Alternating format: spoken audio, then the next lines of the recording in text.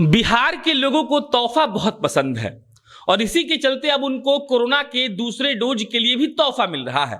और ऐसा इसलिए हो रहा है क्योंकि पटना के जिलाधिकारी साहब, जिनका नाम डॉक्टर चंद्रशेखर सिंह है, उन्होंने ये दिमाग लगाया है कि अगर बिहार को सेकेंड डोज में 100% टीकाकरण का जो उपलब्धि है वो हासिल करना है तो बिहार के लोगों को लालच देना पड़ेगा।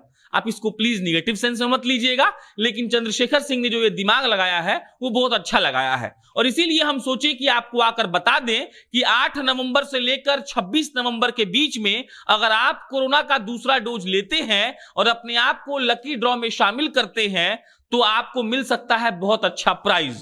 अब प्राइज क्या होगा, ये सवाल। जवाब ये रहेगा कि पहला प्राइज है बजाज की पल्सर मोटरसाइकिल, दूसरा प्राइज है 32 इंच की एलईडी टीवी, तीसरा प्राइज है एंड्रॉयड फोन और सांत्वना के तौर पर प्रेशर कुकर भी दिया जाने वाला है। तो अब नमस्कार, मेरा नाम प्रशांत राय है, आप जनता जंक्शन देख रहे हैं। कोविड के दूसरी लहर में आरटीपीसीआर टेस्ट जो है सो लिए हो, लेने के बाद जो है सो 2 दिन के बाद रिजल्ट जो है सो इमीडिएट वो हमको अवेलेबल कराए। रिजल्ट में हम पॉजिटिव पाए गए। पॉजिटिव रिजल्ट होने के बाद जो है तो सबसे बड़ी समस्या ये हुई कि अब हम इसका ट्रीटमेंट कहाँ से कराएं। ये सबसे परेशानी वाली बात यही हुई। उसके बाद हनुमान जी से हम इस पर कंसल्ट किए, बातचीत होने के बाद जो है तो उन्होंने हर एक तरह से सपोर्ट करना शुरू किया। हनुमान ऐप को डाउनलोड करें और इसका बेनिफिट आप उठाएं।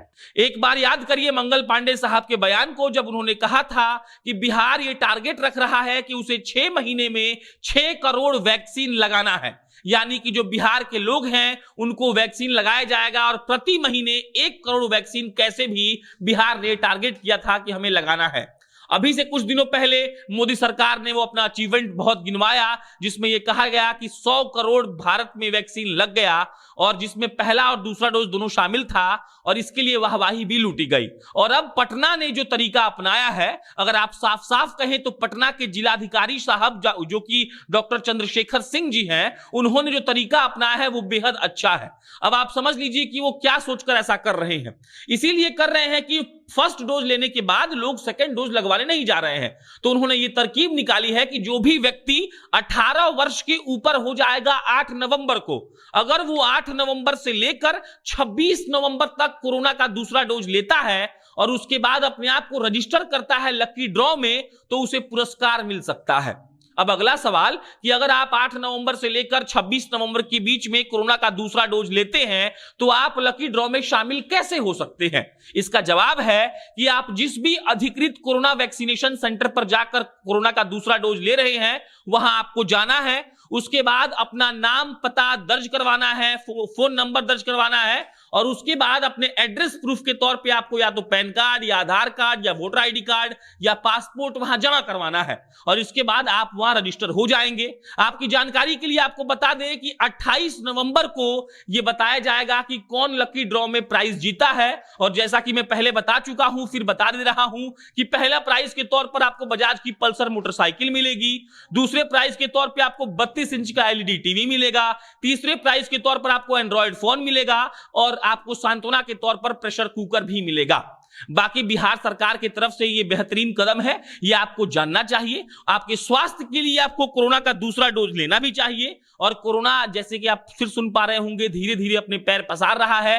चीन के 2 शहर फिर से पूर्णतः लॉकडाउन में जा चुके हैं। विदेश के कई ऐसे देश हैं जो पूर्णतः लॉकडाउन की कगार पर खड़े हैं। हमारे यहां भी धीरे धीरे मौत का आंकड़ा बढ़ रहा है। कोरोना धीरे धीरे कई राज्यों में आ भी रहा है। ऐसे समय में अगर कोई जिलाधिकारी आपको कोरोना का डोज लेने के लिए प्रोत्साहित कर रहा है तो आपको कोरोना का दूसरा डोज ले लेना चाहिए। और ये 100% का जो उपलब्धि है, अगर वो पटना के पास रहती है तो हम बिहारियों के लिए गर्व की बात होगी। इससे पहले हमने आपको बताया था कि कैसे पटना के लोगों ने रिकॉर्ड स्थापित किया था और पटना के देखा देखी कई अन्य राज्यों ने 24 घंटा वैक्सीनेशन सेंटर खोलने का अपना प्लान बनाया था, जिसके तहत झारखंड थे, आसाम थे, उन लोगों ने बिहार के तर्ज पर 24 घंटे वैक्सीनेशन सेंटर खोलने का प्लान बनाया। और यहां के जिलाधिकारी साहब ने अब प्राइज देकर यह साबित कर दिया दिया है कि बिहार का पटना अगर 100% दूसरा डोज का टीकाकरण का उपलब्धि हासिल कर लेता है तो ये हमारे लिए बहुत सुखद बात होगी, ताकि हम सुरक्षित भी रह सकेंगे। इसके अलावा एक जानकारी ये भी है कि कल पटना के जिलाधिकारी साहब ने पटना एयरपोर्ट पर भी एक वैक्सीनेशन सेंटर का शुभारंभ किया, जहां पर जांच भी होगा और जहां पर वैक्सीनेशन भी लगेगा। जानकारी के मुताबिक वहां पर जो जांच और वैक्सीनेशन होने वाला है वो स्वैच्छिक है, मतलब जबरदस्ती आपको कोई पकड़ के लेकर नहीं जाएगा। आपको मन है तो जांच करवा लीजिए। वैक्सीनेशन अगर आपने पहला डोज लिया वैक्सीन का तो दूसरा ले लीजिए, पहला नहीं लिया तो कम से कम पहला ही ले लीजिए। और वहां पर हमेशा 24 घंटे जो कर्मचारी हैं वो मौजूद रहेंगे।